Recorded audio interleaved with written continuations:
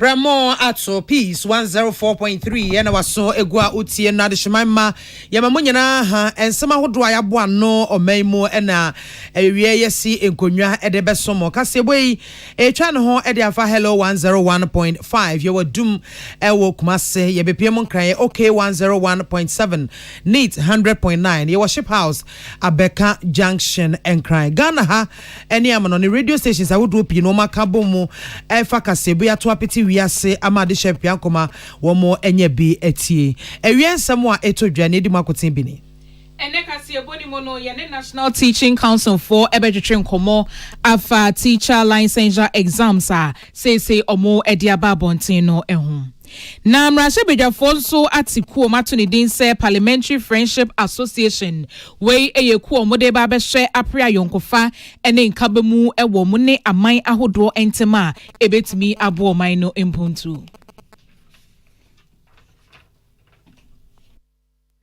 with these partner states, other friendship associations, and try as much as possible to organize seminars and lectures on many important issues.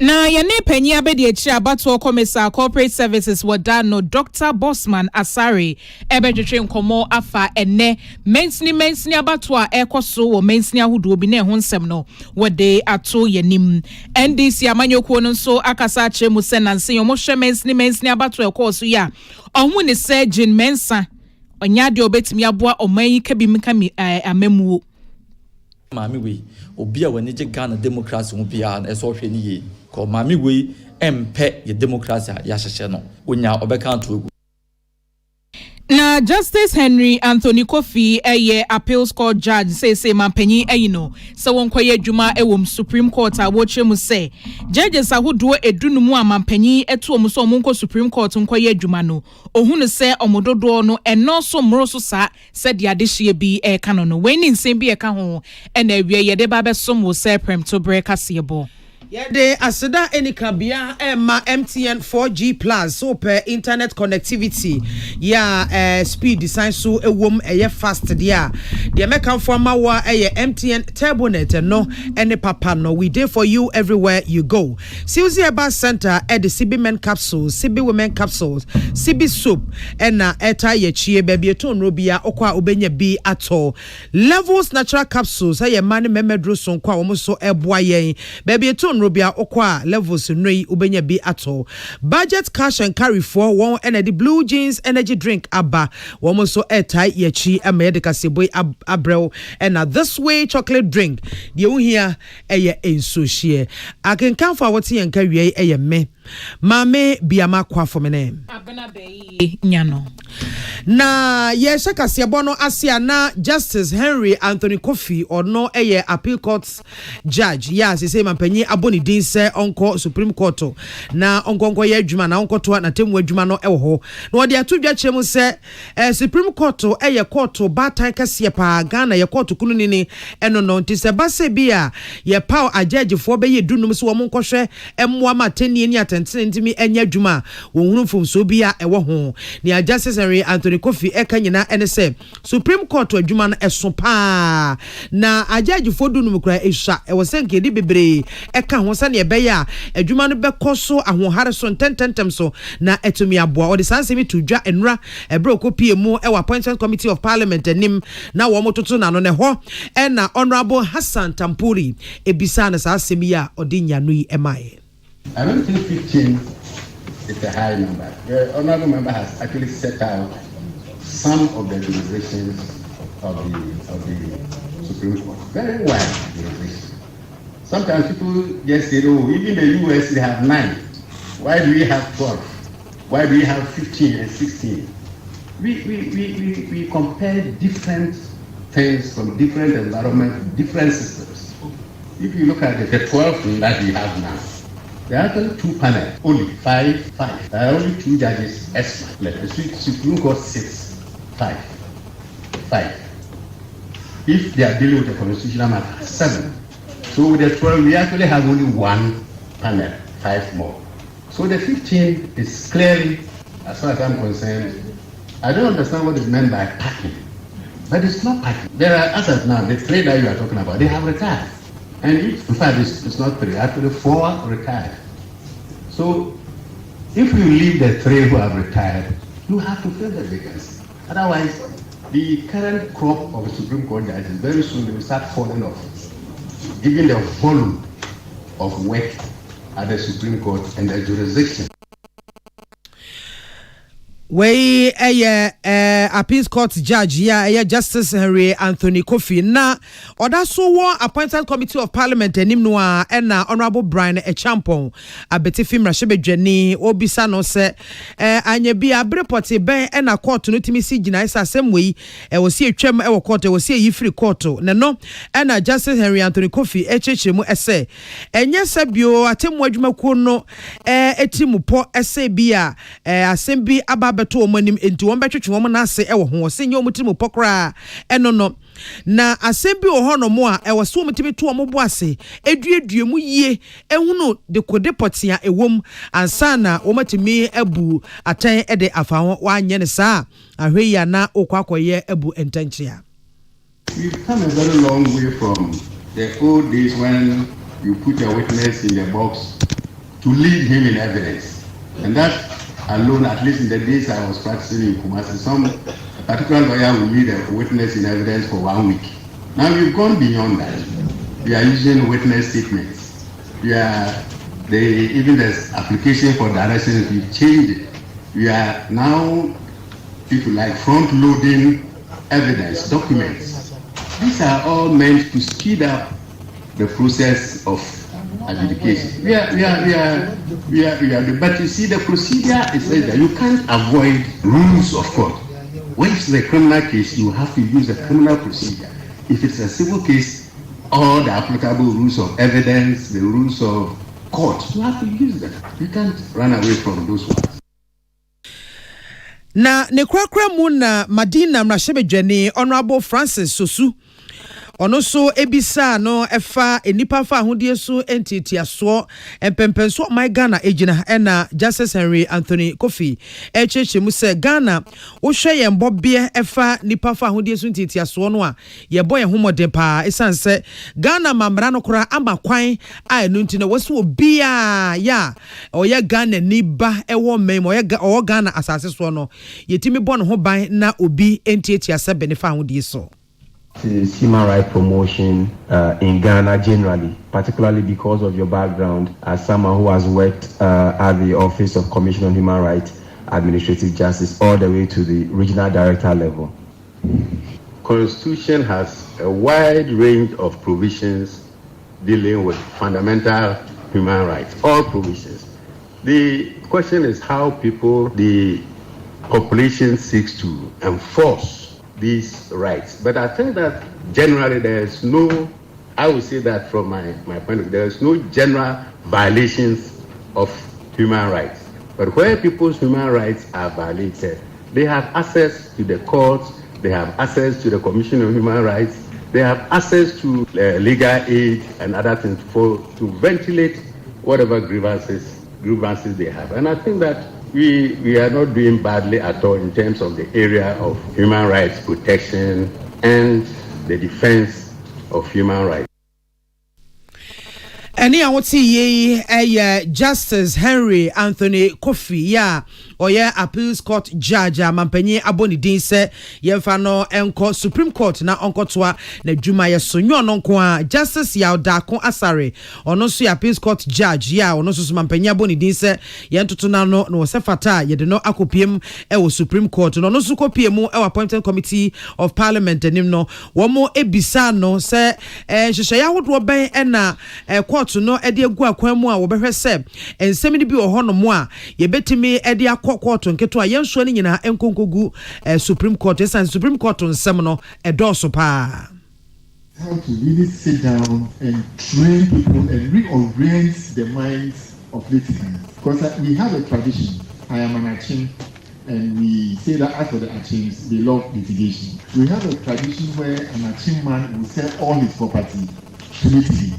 Not because sometimes the subject matter, but the fact that he wants to show the opponent where power lies. So if we don't reorient our minds about some of this, so that doctors into my concern for training, education, transparency, and all those other things. When we do these things, I think that we push the administration of justice. But already I must confess that the judiciary is doing a lot in the area of e-justice, in the area of changing rules of court in order to make them more practicable, more expeditious, especially also in the area of execution of judgments. The judiciary is doing a lot in that area.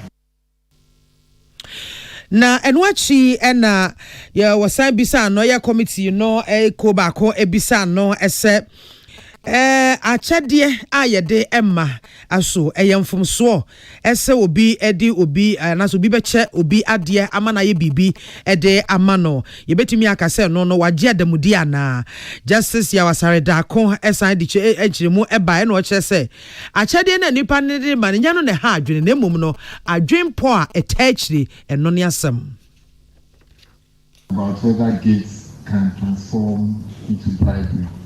I think my first answer to that is that it depends on the motive behind the giver of the gate. I think that our cultural setting is such that when somebody does something for you, even though you don't occupy any position in which you can maybe help the person or influence the decision, our cultural setting requires that the person the next morning should call you and thank you. Some people don't just call you to thank you. They want to follow it up with a gift. And if that gift is, as it were, a pure gift, then I cannot say that it degenerates into the realms of bribery. But then there are some situations where somebody will present you with a gift. And you know that this gift is meant to influence me to do this or that. Ene oti ye Justice Asare yaw Dakon Asare yaw ya Appeals Court Judge as say mampanya Bonidin say onko Supreme Court yenuanom Emmanuel Akoli ene William Gentu ne boansem ya no ebaye Emrashe Bedwafo Atiku Matunidin say Parliamentary Friendship Association. We know omani amaya hodo be aduanan e na aka bomu omati ekuo no mo de ba be hwe kwan yom betimi afa yonko na afenso omapre enkabomu edi aboa wo man no na omasan so esuesu adwen afa eniema ekoso ewo ewiase na omobeka niema bi ti se enipa fa ahodie ho nsem kabima menka bia memuo ema mema ne nkoda yiedie Amai bi etese Brazil, UK, USA, Russia, Nigeria, Togo, Turkey, ene kika ho na ekuoi omoka ho bi. Na Emrashe Bedwafie Chiame Right Honorable Agban Suma na Kingsford Bagbin ekasaye. Ena wotre mu se wo besre se amaya hodo yi ene oman Ghana enkambo mu pa. No muntimi enye adwuma no na niswade hunu bi enam so a omote sa ekuo we no entimi emrem. Na wahye bose oman Ghana yebebo ye homoden na kwan bi a yebetimi afa so ama ni swade hunu na bemu ne de ebeye na wo kire mu se wo mu ekuo no muka ho no omummo adwumaden enhwe na oman Ghana omunhye edin no animunyam to suggest that among others the associations collaborate with these partner states, other friendship associations, and try as much as possible to organize seminars and lectures on many important issues. We are particularly confronted with a lot of complexities, high risk, uncertainties, and particularly in our sub-region, the Sahel challenge and the democratic reversals. So we need to quickly get in touch with our colleagues and try to sharpen our understanding of many of these issues. We also want to look at issues of human rights, education and training, energy policy, the environmental sustainability, and intercultural dialogue. We may be looking, as we are hosting the AFTA, commercial and trade relations, transport policy, investment relations, among others. Right Honorable Agban Suma na Kingsford Bagbin Emrashe Bedwafie Chiame na no echi no na wonimunyam for Frank anodom prepenya wotia edom Kesseh no ebo Emrashe Bedwafie nso kire mu se wobesre se wom mu ka ekuo ni ho no nhwe na aman ahodo nyina hu se oman Ghana kabima menka bi ne de yekuramu yie pa. If you look at the shift and the focus, it's on parliamentary democracy, and that is what we should be doing. So in my other world, I was the chair of the Foreign Affairs. I recall many of the interventions myself and the Honorable Ablakwa, the ranking member, many interventions we undertook. I think we need to do more in building this democracy and the fledgling democracy that we have. More often than not, we tend to say that Ghana, we have arrived. I don't think it's the case. We still have to strengthen our institutions. Obama came to this country, the shores of this country, to tell us that we should strengthen institutions. That is true. But the institutions are manned by individuals. So we as individuals and people who occupy public offices will also have to purge ourselves. We have to purge ourselves in meeting the expectations, the huge expectations of the Ghanaian people and the people who vote us into office. That for me is a yardstick that will judge ultimately. So the real measure of democracy is the state of our power. Openya wonetia edom Kesseh no womrashe bedwafie onmunyamfo Frank anodom preni enetwagu ina ne krakra mu no ena penya bedi akira wotia edom kuma no womrashe bedwafie onmunyamfo Emmanuel ama kofibua enso kasa ye akira mu se we no eya kwenya Kesseh pa aba beto honom se de be ya Ghana mrashe bedwafo ebesua niema bebre afa wo so hyemra ebo aman ahodo emu. Welcome, His Excellencies, for honoring your invitation and to say that this is very, very important. The essence of the parliamentary associations offer the Parliament of Ghana and our partners globally the opportunity to deepen and explore our mutual interest, the people together. In the 21st century, Honourable Speaker, this is critical, especially the importance of Parliament in really shaping global agenda and global policies. And so it is very, very important that the Parliament of Ghana really takes this very important step and to chart a worthy course and to wake up to its responsibilities for the people we represent. And so we are very, very excited that on this day we are going to inaugurate those 40 associations that will really get members of Parliament representing their people on the global stage indeed. And so, Honourable Speaker, on behalf of the various associations, let me congratulate the associations and to thank His Excellency for honoring your invitation. Honorable Emmanuel Amakofibua ene penya bedi akira woda edom kumana no ebo emrashe bedwafie ni central for Emmanuel William Gentu ene Emmanuel Akoli ene den semi bai. Afibia chechefo eden hyehyɛ yaba wɔmo ye nsɔhwɛ ehunu sɛ wɔmo abeyi pa na wɔmo timidi wɔmo akɔ demo na wɔmo akɔkyerɛ adeɛ na timi aboa na yɛsɛ wɔmo ɛfa so am wɔmo abodin krata ɛno ɛna ɛbɛ ahyɛnsode agina hɔ sɛ woyɛ kyerɛhyɛni mapa na ensɔhwɛ no mu no obɛhwɛ na kyɛsɛ ebinom atiabo na ebinom so edi mu enkunim na 2023 Ghana Teacher License examinations are 2 and 3 no womu kyerɛ sa kyerɛ for empemedu no ha edu wɔtwe baako ene kokɔ kyerɛ sa ensɔhwɛ no womu wi achi no na kyerɛ sɛ emu amabupen be duasana sɛ emu 9556 ena womu ntimi enya pass mark no na sanse mi National Teaching Council for ena womu kruchegu nkrata so ede eba abonten womu kyerɛ sɛ enipa na kyerɛ for 10625 ya ejina ho no mama hamabupen adunum emienu akiriponsia wo mu no mutimi epase ye ewo ensɔhwɛ no emu na ye hwɛ sanka ye benya owura nimako Dome ya wono na ye director in charge of assessment and examination ewa maso ene no bonkomo yensa kano yera nimako ewie ye mo ha o Peace FM kase bosone yo bribia ye achachira fortra enso hwe ewia si nipa bebre wo mo ntimi ampase nipa bebre o manya pass mark ebo ha mpanyimfo ye frem a de ya moka ne so obo no ma spellings no wantimi simple English normal English titi ha ya ye keke kan ye bi ene ye koso mo hwe ewo ho afi we no ede na ba ye nti enam so ma emu over 9000 womo afeli omunya ba me dase etia otiefo no begefo nya no kure she ensomya so no efie no aba na afibia results na bi ebomodin bi nso emomodin na this year dia ba no esachaya fufuru ayeye no yesohwe ni first na ye transfer no a ye test subject na ye omutro so he ho Sensia no omontwe this year the tire subject makomako aduesia emiensa ana mo etwon so e so the tie ni o say kan de die ni tro emu miensa the women are not clear, so to me, women so passing women saying in answer license. Now, here is also a buyer, no, so they will see Eddie Kankayano. Any part you and too much you have at your tobacco and a cultural and so he. Maybe let's say money and too much and see at you, like I say 52.6% and a G in Kunim. Now, or more any in Kunimo and just or more afraid to cry.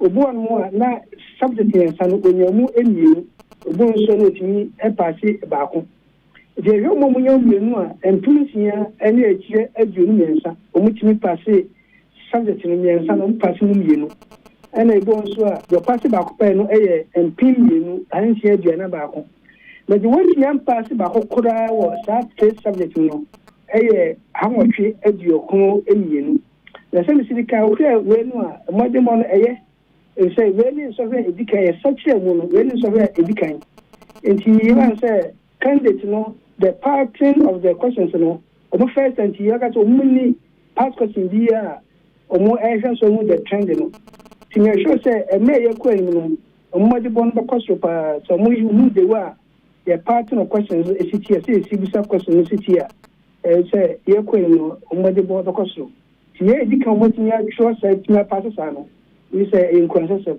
Okay. Misa say dear dream pon e ba ya subjects maku 63. Yo, yes, no, ye and say the champion said you minimum competence, you proficiency, and you professionalism. And you say sorry ye no. First na ye literacy, numeracy, and essential professional skills. We say one more, what we school or geography. Educate words and no numeracy, essential, literacy in Kua. Let your quote or channel. One to me, one more, one that no more. Now I began to seek a criteria and such like a class. Ye quite with ye. Say ye test you professionalism. Yes, I test you minimum competence or say I test you content area. I do a question. Also, to me, actually, so say, what would them and some more point? I could share class more study. And until I feel and sorry, I know some here, I cost us about my education and yes, sir. They are education now, some the back one more, the open water. Can they be an Islamic studies? Can they be an Islamic subject here among for research education and yes, and she's a kaya. A buy some subject no a cost us. Eti den na ba ya muyi mumiensa pemiensa ne ye subjects and nipa no kogina school dem akwa kire anasa miensa na muyi ye na de wo sua ho ade wo school say me sidi kan say they test more minimum competence and professionalism and proficiency.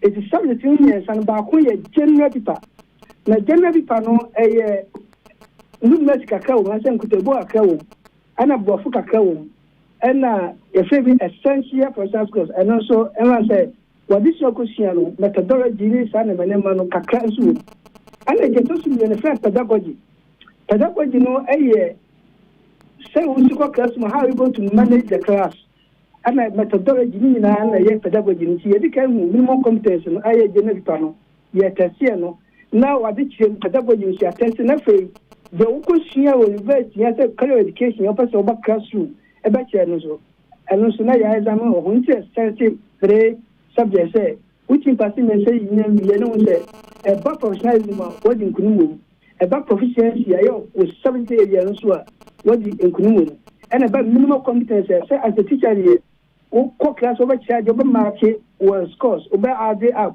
over person over graph kakra with progression no Kesseh and say yes and it element of movement kakra dey ewu and minimum competence every teacher ni bia o class what come of kakra it generally pano numeracy literacy and essential processes no the person your test minimum competence na say professionalism so pedagogy so abam now content area no so more proficiency until I may settle this subject and say and sorry no Yemisa one more a fairly 2 subjects, one more a fairly 1 subject, and now almost so a fairly nina no, almost a shabret sense say. Oh, Yamia do my fear beshmi, and she be a Busume, the Cook Musume and Sandy, a better I travel from a more or medical bar, quite somebody come, you know, and somebody come and send me and answer quite as I should be.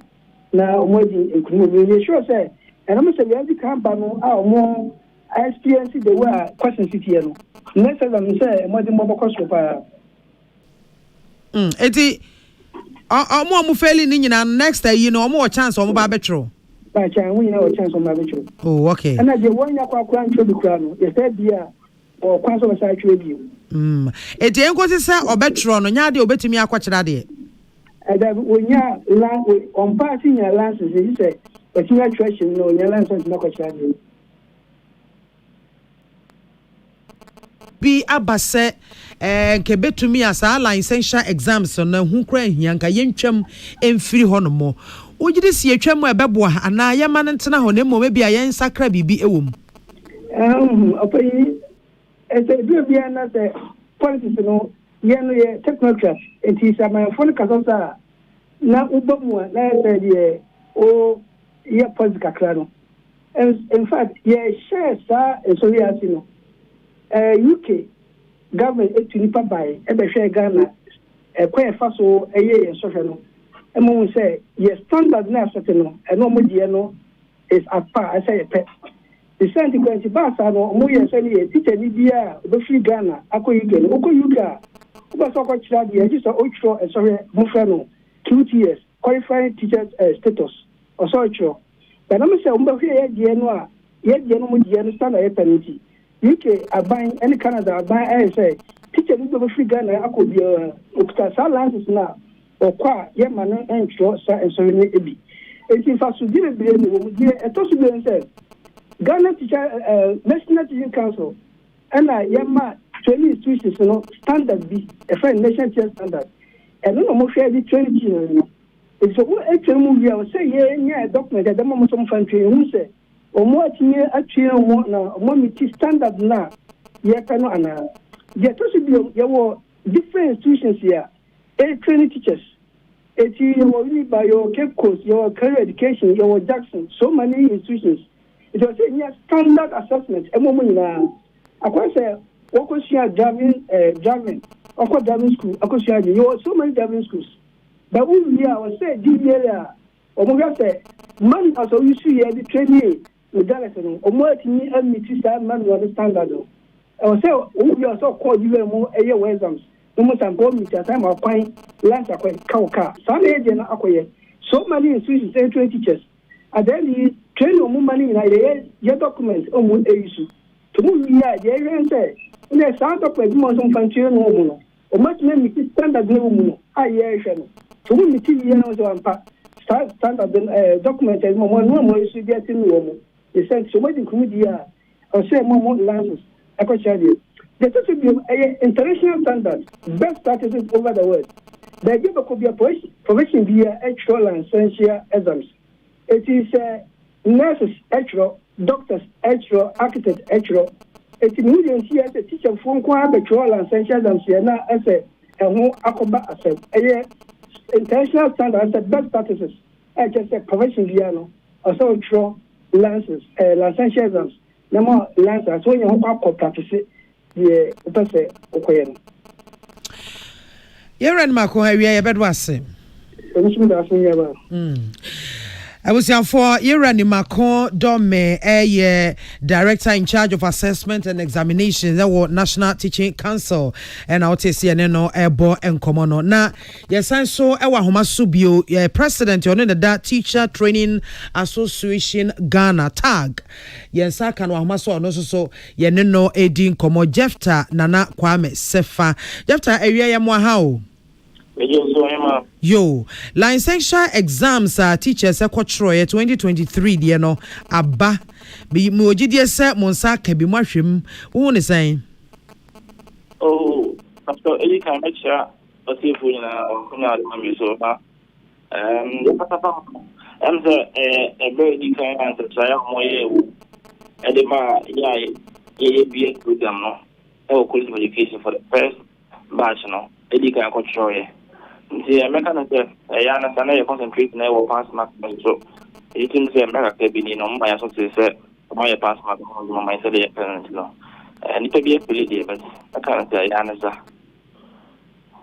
Some peneso sa anti said na Akan no ka say betumi anka ensore no niema bi wo mo sesa wo mo say wo mo ye ne kakra kakra de amamo and a bright you on your can never do so do na examine no it must have quiet math and as a numeracy don't say the content of mathematics no and they are all you know quality education see the na dia me study program bi na e ho ya examine me wo no mo 10% mo mo de wo ho now go my hair, be a mathematics or better than the Moti. I am here or concern how they be sure that to do one.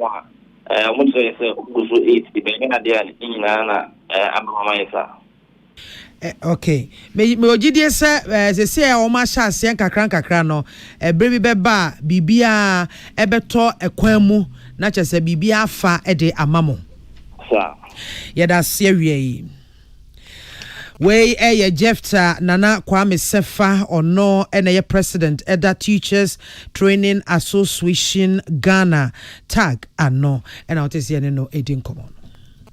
Ebina de twemwe na mensnia batwo no koso ewo man Ghana mu nanso so no nya mensni ni nyina na aba no omo etimi tu bi enti ECHS se ena ya wei na wo mo mentimi anto no ebenya kwan ato omo de na ye ko achimoda ene ni mpotemu ya ntie se ho no mo nene na omo to omo aba nti yensencho ni kwabna fori ewo ahoma ne so a wadi nani edi abato na chi ye ko na ehun nsem no watimi edi ato ye nim kwabna Mr. Ottoman come wakwa Mini aba mejo so. You na pome.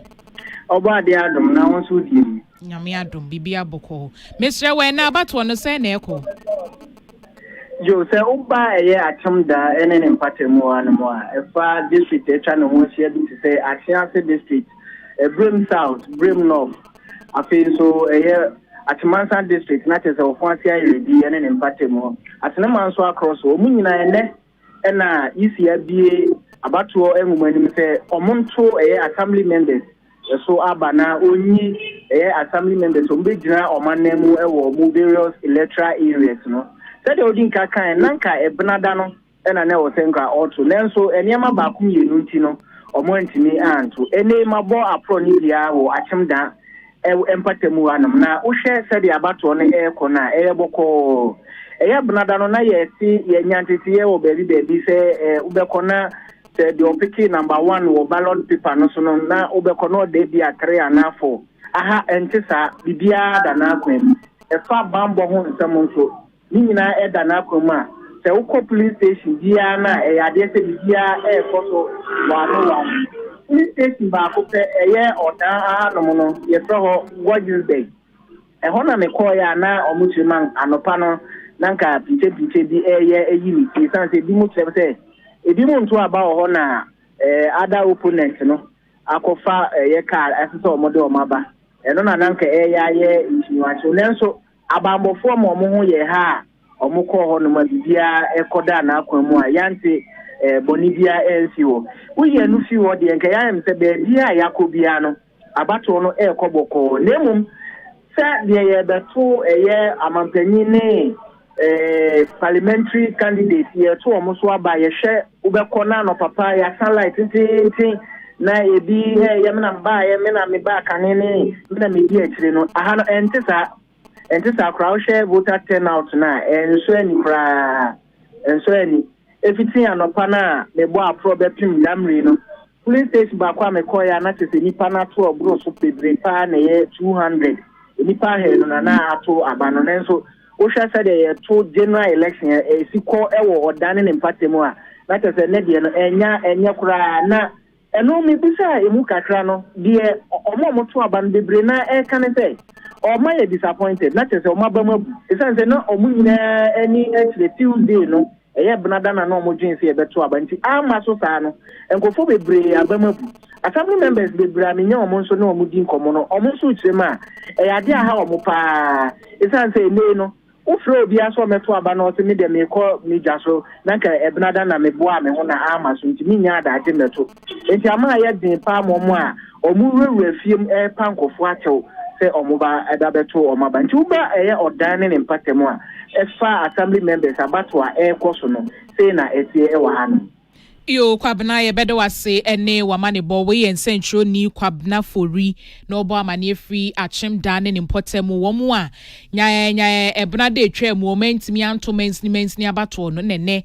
isi ebie kwan so omonto eho amane bo wo de aba besom ya woche mu se turn out ni de wo low esan se dodo na ya hobo asenke bna dan no mebeto nanso yetu she dan ti bebre na ye o madwuma turn out no aye low akwabna fori edensem no asomye na assembly me abatu ya hono Manase Addison Saki womutai na omutai bone mrane se teacher obo na oya assembly member wo Tebrebe electoral area ye water kwansayem kropon emu na bra assembly man abatu ebeba so no obo apro ne ade na probo ba ko ana wodi twa asuo bonsa ede akọ akreka ekromu no akwa campaign wo hono mo na subunto a wo mo atimu no fofia ntoata na campus wadware aba mekoka muntumi ya chesa branche eto anananom ewo ensiedo na bibinti obi nim ade na esiye no na wotwe ba miensa chi ansa na bato no wankasa eba so nso omokoye na chese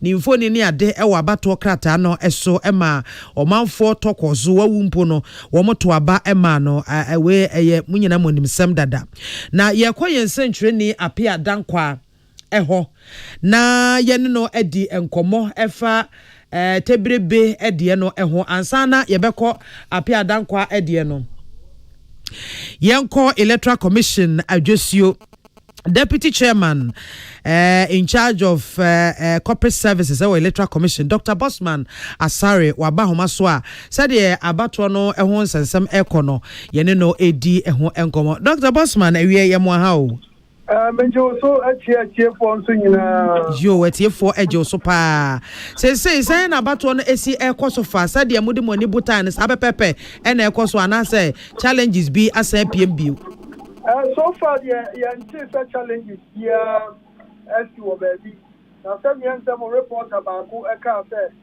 esa say baby o ha maso abina na mani pa so atino eno ni ade ayewu kakra haye ba yekusu asese akabeye ayi bible ni beka se 5 hours asabe ju meje ni nyina abawie ye ntino ye besa se omo munya nkoto omo abawo iti region Ashanti region potem bebe no ombe mi omo ani no mbakwa akoto aba na bibia atumi aye kama esa assembly members unit committee members no ade omo hia pa etwase ye nyina ye yi omo na bibia akokama yehwe abato na no brada course a ebinum de ebu ekamu no ebinum adwea mo say bia ase abato no Electoral Commission mu amamani amriye esanse munnim electoral areas dodo a ewo maimu enti akade ekita mo sanso ye mfidie say ye de ben ase ohaw bi aba ho no ewo senka community kan ko no manfo ne da wo mo ho so esanse an continue binum fa aka ko eso mo koto mo ko ye omonta entimi anka ene wa babeta ne ba bia wo ye na 20 ompeso obesan akobiem ebinum so say Electoral Commission from so kase pa ena mo ye na ye nim say ye di nyebe nyina to afemu a na brada no na che bibia bekoso na ye time ye hu say na bedu o ha o mutumi to aba na che time no na aye village kakra eju hwe ya bedu tutu na no mo saka bibia o na time o mo saka ye na time no eko kakra ena ye nti se ebu no si e be sha afia papa 7 ye ba sa na mpani for tine hu say ye renti at the center for Sabaya, and then you pass also. When you need to Babaka, and you know, be a function near Rese, and then another day cut for them. Then you have your Sabaya or your Nancy and Kuyaba, young Kosua, near assembly members, and then you need committee members.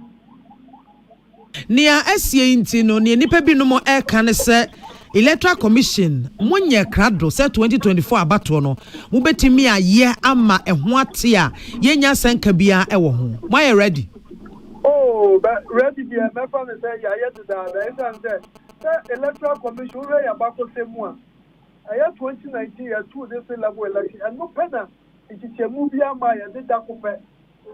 2019. If we on district assembly election, and only a complex kakra. And to the two general elections, one that be a year, only my battle way all the general election assembly election went to one. And year that year, as I said, it's assembly, the electoral area based. District Bakuba, our electoral areas, and where we are dead. And to print your money, my own one. Over a place in Makuma footage. By general election and parliamentary, for that same place, a while, over a place of Akupe. And you want you know, the general election, you money about 20%. This assembly, the NBS is say, 20 times by 10, which is about 200%. And you know, so you can clear one. Now the American Assembly 2020, the year BBR come on, 2024, you are the name of Guaquemua. The baby are coming together for the Electoral Commission. Obey the Jumakama. Yere arahosem we see ye ewo Tebrebe electoral area branch ya no kwakono assemblyman hono na osan akọ for re-election Fofi Antoata na campus wadware abami wo mokọhwe abato krata no so no na ni din ni mfoni da so ewo so eba ne sen electoral commission mo anya sansakra no ansa na abato no edru se sanse ohwere ne nkwa no na wotwe ba mienu ne phone se miensachi ansa na yeto abai. The company say, you should the company say, time a year home nomination be there every year. You won't be there for the notice of poll. You have the coin and that's happening now or year. And you know, a children report to buy no no. Young son can sign information. If you say and son can be there the new one, so much to a background and you will say, oh. And so be a work film and if I want to almost about and you send any more young. And am I asking the fan, dear Grano, and where young I say, oh, no being India free one case of fair, the deep free ballot, the sooner. I offer no information to me, I'm ready, and the man of Kobasa. Eba sign na want me find for me where they say my dwunu ya make sen kakra me gidi set ye for muti yen so wo mo dwen bibi ho saa eba ne sign na wotwe me ensantem mu a Minim dates na exactly but minim say be na wotwe me ensa esan say na wotwe me ensa pa me gidi say esi December boso na to so enum say that to so num na say na ye to aben so 19th. Eti na wotwe mienu. Aha. Yeah, printing notice of phone na ya the court district one. Omo ye bibia no wa confirm say bibia e okay. Enu ye dika ye nu wi answer be ye nu aye ballot no. And because the time ya the call ya na omo so the report bia ba ye no. Omo afa bibia master so be afrimu. It's almost the basa baby information but obi ya so ba contesting name o wajai ni ya yi ni die fun ba we die entumi ameka ye search na man ba fa yo yenhwe biometric any indelible ink ho sensam mo so hwe ye e wa bato no mu no ekoyie a ebeboa ye 2024 o he mo enye bibia commission aba bonche beka ni pepe se yen find indelible ink in your bibia ye ma bonche beka fa 2024 yen find indelible ink in your bibia fa na the na commission cheche mu ne se o verification machine na you use now o pasa o beto aba na o din me fan say afia owusia no machine be o to start to so be afia na aba o beto na be enti sanya ye no machine no ye for police station here enti ye na bi yi sa wo no aba na nya bi o betu aba fa bio na electoral commission pasi a kire na yan kan ni pepe say yan find indelible ink enya juma 2024. Okay. Nice, but assembly the end more use. Assembly the use. Oh, okay. Okay, na mo enya how bia wo ho so. Oh, so far yanti bibia say your system no. Oko machine na machine ntumi ani. Identify we na mo di wom and our picture so ma dia ya ne say. Ya ba mo dia ya obi bia friend manual verification. Ni amo afele form agents ni ade wo nya be utampa. Ya don't start to machine so na anye yi. Ki bi sa na ye ntino. We je ye nya o how bia ebi anaje ya tu ni enim se bibi beba dia okay ya chance e be wie no num na ya se bibi beba okay na che se eti machine se bia abeka junction electoral area ena me ma me bia makwafo me kwa akoto aba na me de me sabesi machine so machine ehu se mato aba me ka se me ko asankragua na ho nso so no new town electoral area makwa akoto aba ho machine betimi identify se mato aba dada machine ya de say machine no se ba bi o kan ya be kan electoral area se sesa no electoral area no ya the machine ko ha ni ya see machine for a particular polling station and just the electoral area no 5 polling stations na mo machine ya the ma polling station ba ko a o wa register wo no ana ke hu so o register wo a o di pa ko na so o di ni umfoni e wo and two ban ya do sa to machine so a machine be use wapa and you ko ba bi fufura udi no enyi so voter card no ya sha eni ho and you know sa na che so ni be ka say you are engaging in criminality the police one no one say do ama police ni ya ka machine ni e fi dia ni we said 2020 elections ya no and if 13.5 million as be omo to aba no e mu be 11,000 pa na machine no anyi omo but omo no mo fail form media dance so mu di register ni phone ni register ni mo nemo machine no di sa so machine it me eyi say die chinya dia bia yo house yo doc ewie ye bedo asepa ne obre menso da masepa ready shira Onshira also Dr. Bosman Asari, Deputy Chairperson and Chairman at the Electoral Commission, Jumekuno Ano, or in charge of corporate services, and I would say no AD and Common. NDC amanyoko no ne fe wa santemantemu ababekasa afa abatoɔ komisa omudwumedi ananse omudi mensini abato a ekoso no ɛna omose omhwe kwan a niema si koso a ebi mu entimi anto aba no da omhwe so omoto aba na afe ni omoto ne de omuhu ne se wanhwe ye be ha adwen ye pa ɛwa afe pinu ne eduonu nan abato anim na ora ba chamfo ɛna ye panya be de ekira wo trotro ɛma NDC amanyoko no wa santemantemu na wose ɛyɛ jemensa panya wada abato komisa ano eniema a woye no ema nipa enya gidie mapa ewa abato komisa omudwumedi mu enu nti wo besre pa se bibibi omuye bia no monhwe no mo mafan yo ne periperi yo nya adwuma se de beye koduru afimpinu ni eduonu na abato na enkoye se enwiamu bi ne kronu bi ebekoso wasisa indelible ink yikra say so mo hwese o mo ma ne nya adwuma biem ne yekọ biometric no kra no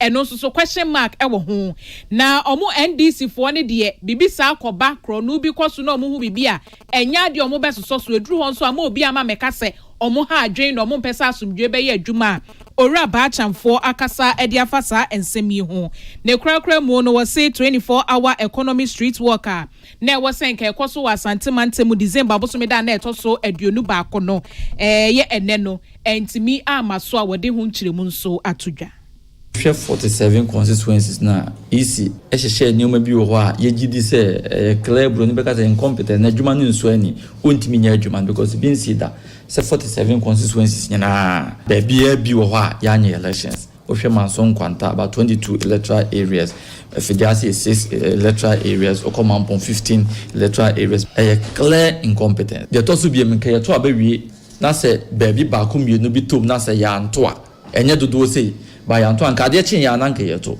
but we do da kwahye ya wada hu se ye 24-hour economy work ya wada a wonim sa asantema prepared asantema AP abeche John Dramani Mahama se 24-hour economy na nije omodinje ho enti ne yemfa nkwahye wo se na ebe ya ade enyeyi e kire se maami we obi a wani je Ghana democracy ho bia na eso hwe ni yi ora ba chamfo eye panya be de ekira wo trotroma NDC amanyoko no wasantemantemu eno achi na first vice chairman Emma NDC amanyoko na santemantemu Captain retired John Kwame Jabari so ekasa no ochemu se wo hwe mensini abato ekoso nansen ya assembly members no wọ́n mú àchẹsẹ ọmọ ẹ̀yẹ ọmọ ho nti ase na yẹ na ọmọ atwituo na ẹni ọmọ atutuo na atu ewiem wɔsesa nneɛma na ɛkɔɔ so ne deɛ nyame anim no kura ne ntwa yie kura ɛwɔ sɛ mpanyifo ɛhwɛ ho nsɛnkae. One of the electoral areas in Ishaiso constituency, we had a security situation where after the ballot was closed. The returning officer was tallying the sheets. After he had finished tallying the sheets, he was about declaring the elections, where perceived MPP tax said they're not going to allow him to declare the results. So there was a scuffle between various factions, and the issue was sent to Asuka Divisional Police Headquarters. Their idea is that we should now sit down again and collect the results, which we found was very unusual. How come even the district chief executive was at the place? So it became a problem at the police station over there, which I was there. When we were trying to settle the issue, one guy called Oscar Rittes, an assemblyman in Asuka, pulled a pistol out and shot 2 shots into the crowd over there. We had to bundle him and deal with him small before the police what? He was arrested by the police and he was sent to the police cells. Around 1 a.m., I was there personally, and the assemblyman had been given bail. How is that possible? So we are raising this issue to the Peace Council. Captain retired John Kwame Jabari and AFS Vice Chairman Ewo NDC Amanyoku ni Masante Mantemua Yamade Bofo Penny Samson Kenya Meche Ediamani Evai Utieka Sebo Peace 104.3 FM so Yadia Seda in Kabia Emma MTN 4G Plus Mr. Telco Opesa Oden and Toma Ebo Diano na mutimi move pa ba internet connectivity ye fast banso so speed sansu wom kama MTN Tabunet no one obi agiatum we dey for you everywhere you go. Susie Aba Center at the CB Men capsules a medrus nkwa eboa mema emo monkomo bo ewo mpem ekoyie CB Women capsules oba ofichi ko ho nsama ABC basano no bi CB so bi de pedicure twi 19 kama 19 papai aye den widichire fabitwi na be smooth soft kama wo de to chache mu a aya konno ba bi eton no bia okwa obenya Susie Aba Center woman rebi ato to phone 0247 111671 and 0246578750. Levels natural capsules droson kwa no so boa ema bedroom nkomobo etimi ekoyie pa na wunya levels natural capsules ebeboa pa oba obema ebepeja edwa kwa whole new level amwahunu game no eso to 4 enfra 0599 056033 and 0599670402 baby eton robia okwa ubenya bi ato budget cash and carry one energy blue jeans energy drink aba blue jeans energy drink asma ye kan e ba Ghana hanye ne burufie duno a chese nyina nkoda susa na chese e da so etiase boadwuma papa vitamins ahudro pi wom nutrients bebre wom vitamin B2 B3 B6 B12 ni nyina wo mu a ene ma ahudro pi eboa nipadua no ma unya den watimi aye adwuma a wonte brekra mesewa opebie to atoma frɛ 0208128190 anasa 0550010000 yawa this way chocolate drink we do here so she nyumakwa da roma no obo ichidom me de kasebo no abesomo ye homeso aba ye ba ye beto aso.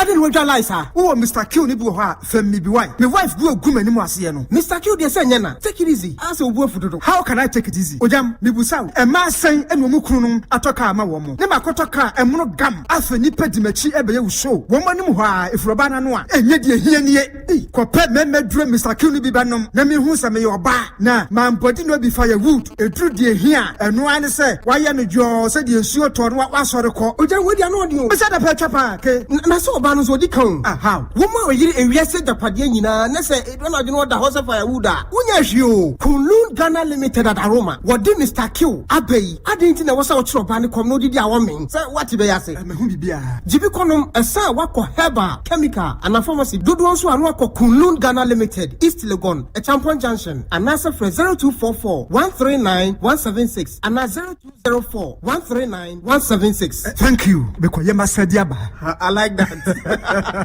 FD Ashusha sa ejedi enkra to yimu agya to mu se eye. So wakoma ho hyehyɛ ana ebo periperi de broni kan hard burn no a ɛde na sɛ wo ye na sɛ wo yam so atim so wo be packing a farmer Martin's liver salt akira kwan entem ahwie nsu agu glass mu ate Martin's liver salt no ba kwa no na wo de agum wo be hu sɛ ehuru wa glass ni mu na wanom Martin's liver salt ye won orange flavor ana ba ko so plane wonu mu a ohu beto nemum edi nanu na ho ntowo a ko hu doctor. Happy delightful Jew. Swachilala, chichi soso.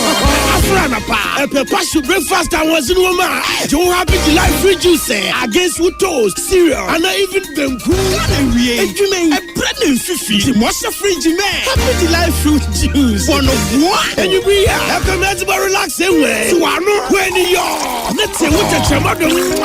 Happy delightful juice. Off and a baby, I bring you all day long. One fruit juice. I'm happy delight. One different flavor. Different size. You number 1 letter. Number from NG 150 and 250 ml. A baby healthy life shows on your supermarket. Happy life fruit juice. Loaded with taste.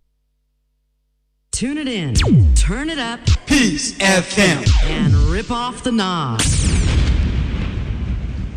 Awusiafo yetwa kasebono eso na yede beba wie sesia bronya bre eye ebre sonko a okopiem ewo Bethlehem a chese eye amamre ne amane eda sonko a chese adagie enipo sokra kasa bre ya akapuna bro na Yesu Kristo ya wonu yi no anka obehwe enipa dom womo eye ahoho ekonsra hwahodo womo so a ekọ Israel kwantu kronkron ene ade womo nyina buso Israel mountain so behunu on Gaza chese eho nyina yese menya isa so bia April ho no de nani kro twawisi akwa baabi a yewo agenkwa no etoye na afidie okopie mo hono mu a ekrom ho no nyina yehwe shops ahodo anka ya bie nkrofo ye tonton wo nema ne ade no ya totum ena afenso kra no baabi a efro no Manja Square ya eho no mo na wo chese ya Mary ewu Yesu ene ade no eho nyina ye din Church of Nativity eho no ankasa no sa Church of Nativity wo no ena wo musu se Yesu Kristo ya wo no to yankasa muadi didaka mu no eho no mo ene wontu o masi aso dan kase ewo ho a chesa hohoi eba no wo mokọ wo mo ba no wo mokọ nanso afidie eho nyina ye se monyo no obebe se aden ena Bethlehem woka wo chechire mu se wo free Bethlehem eko Gaza no eye miles no mako 50 miles ansa na udi free Bethlehem eko Gaza nanso no Israel akofo no a womo ekoto Hamas fo mu di ka koto twede ka ne so wire no free October busone to so enso eho no monwoe entiche se obia suo ne ho obia ape baabi ate na de ba ko nso ene se womo nso etai ko Israel kwantu kronkron no obia suo ne ho etu womo nyina nso so ape baabi atena twen se eho ko mi ye beba asomdwe beba ansana so mbetu anamo abansrahye ewo Bethlehem ewo Israel ene ne mpotemu a wo matemi aba na wo mkye se Zeze wuntimi kura ntukwan ewo saa epom honomo omote honomo a obi honomo a ote Bethlehem okọ adwuma ewo baabi foforo so etu obefa ka mienu miensa ansa no akono wo mu se wuduru aboda yasisi wokwan so nya boda ketwa wuduru ho na Israel srafo na gina no obi akora kyase ye besansan wo yama wo nkọ ento aso enko etu wonum nyina ye niema bi a wutumu se abo nipa bebrehu ena emma saa kwantu kronkron ne kono enya kono ebio na wo mo kire se wo kopie mu ewo te se Bethlehem se no a nipa dodo no a na se wo mo eye Kristofo no wo mo atwa Christmas num wo mo chese nyade a wo mbetimi adiburo nya no wo mbetimi ayesa ahye saafa no akai Yesu Kristo na woda no mpanyufo a wo mo na ye asori mpanyufo ahodo na titi city council mpanyufo wo mo nyina asigina ye efri November mu kura na sa gina no wo mo esi yese nyade se saa eda napona kese no wo mo ebetimi aye enipa bebre ya wo mo ete Bethlehem ebinum abusuafo ewo Gaza ene ade nanso eden pa se wo mbetimi akọ wo akonsra hwe na so makokosra wo mo abusuafo atete edu befam no wa akora na eno ko se ko na ekosra wo na nsantwefo no wo ne Dr. Bako Dr. Mitri Raheb etwetwe nkomo no ye rector eda da Al-Kalima University ye wo Bethlehem ano wo kire arts and culture and watch I say said ye wo matwa ebroanya no emu no ne kwan so ano no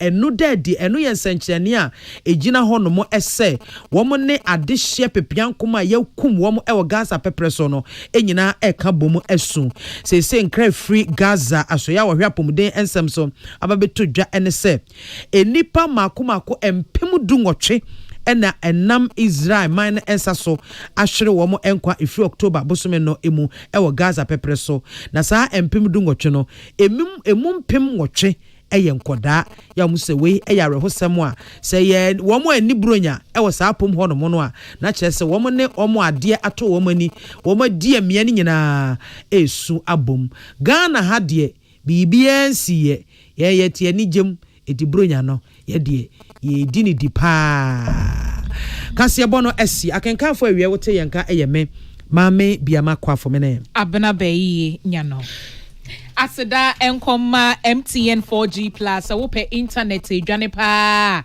eye MTN 4G plus what table net no aya no wa pebina etimi aboa Suzy Herbal Center at the CB men capsules CB women capsules and afa CB soap abedwa so eboa pa CB men no siesie mema na CB women nso siesie ma na CB soap no wodi atwi na ho ama na ho nsem no etimi akoyie baby bia ye to no say pharmacy chemical herbal shop wonsa ebeka bi numbers 0247 111-671 0247-111-671 and I say 0246-578-750 0246-578-750 and na Levels Herbal Limited at the Levels Natural Capsules abba ma wade so emebibia koyie sie no na enkoyie o se bia kotodwam o bibibia enkoyie ma entimi mu aware enso no Levels Natural Capsules pebinom na entimi emwa wo bibia ye to no kwa Levels no e wo benya bi ato etufo Encore Repairs Ventures wo kanshi enafei Colinac Herbal wo kumase numbers no 0599 056 033 0599 056 033 and I say 0599 670 402 0599 670 402 and an ekra no 0208 622 918 0208 622 918 budget cash and carry at the Blue Jeans energy drink abedwa so Blue Jeans dear yenim no free tete enunti se honam no ene bia wo hia nkenya bi opese bibi eboa wo na Blue Jeans no kra no nyese bia wo nom ne keke vitamins ewo vitamin B2, B3, B6, B12 ni nyina no wo mu a ebetimi aboa wa mu wetimi agina wona so ama wa hoden enso numbers no 0208 128 190 0208 128 190 and an kra no 0550 01 0000 0550 01 0000 aboafoi ene soya senia yetimi de prem to break Kesseh bono ebesomwo ye sorry so sports fo no ayekra do a omoba ne ho nsem so omode asom yakra mu nyina Peace FM